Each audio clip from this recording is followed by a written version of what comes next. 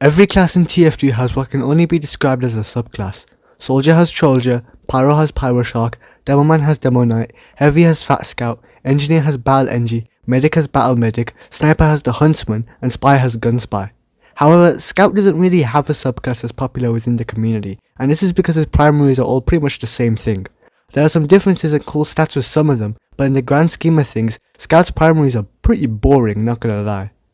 However, that would be the case if the Shortstop didn't exist, and I'm sick of the stigma that this weapon is bad, because it really isn't, it's underrated as hell. If you're unaware, the Shortstop gives Scout's Scattergun a tighter firing spread, while also increasing the effective damage and firing speed, although it does have a smaller clip size and it gives you an increase in push force from things like air blasts or explosions. It encourages Scout to play at a further range than he normally would, even in a more defensive position rather than trying to flank all the time, like usual.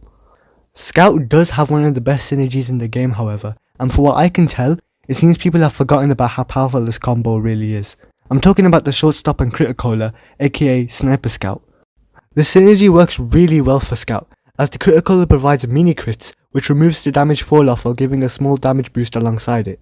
With the Shortstop encouraging a longer range playstyle, it means you're able to essentially snipe at people, dealing around 45 damage per shot.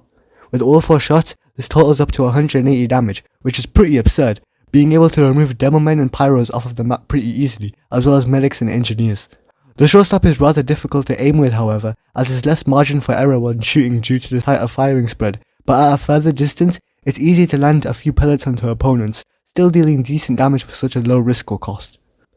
What is important when using this loadout is to understand that you're a glass cannon. You're prone to being insta-killed by rockets or stickies when using the strategy, so it's important to avoid rushing into bad situations while managing what's around you at all times. This is why it's encouraged to stay further away when using this combo, as it allows you to make getaways much easier than if you were to get up close and personal.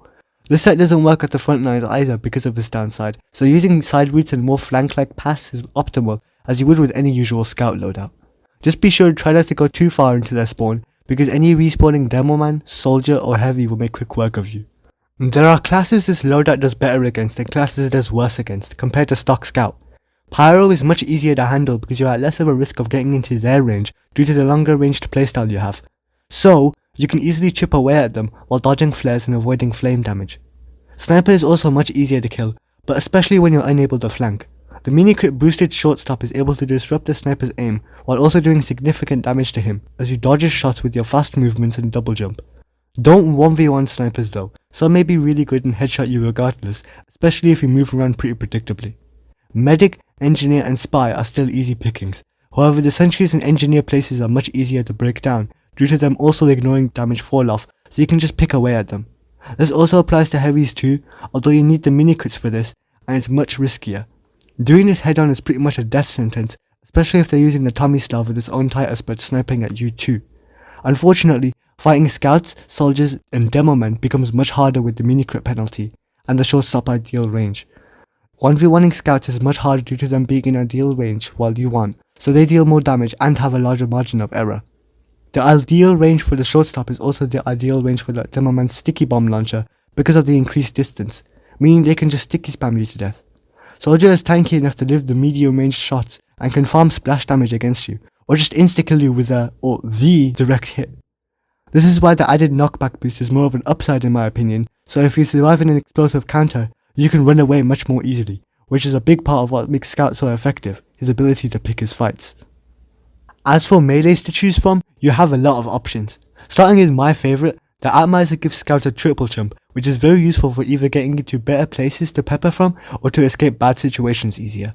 The Rap Assassin lets you become a bigger nuisance with the added bleed damage, while the Boston Basher does something similar, albeit riskier, along with assisting medics by letting them charge uber faster. By the way, if a medic is going to use a charge on you, the stock uber is arguably the best, since the invulnerability nullifies this loadout's biggest weakness, and the crit creek only makes the Crit-A-Cola useless. Anyway, the final roll lets you simulate the mini crits with the Crit-A-Cola without the penalty, although it's similar to the Boston Basher as you have to get up close to use it.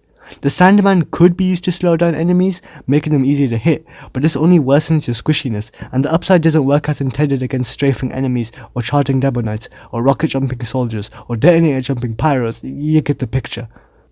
Overall, This combination is really good at harassing enemies during and especially after a team push, letting your team add more offensive pressure while being able to stay safe yourself due to the increased range from the tighter spread.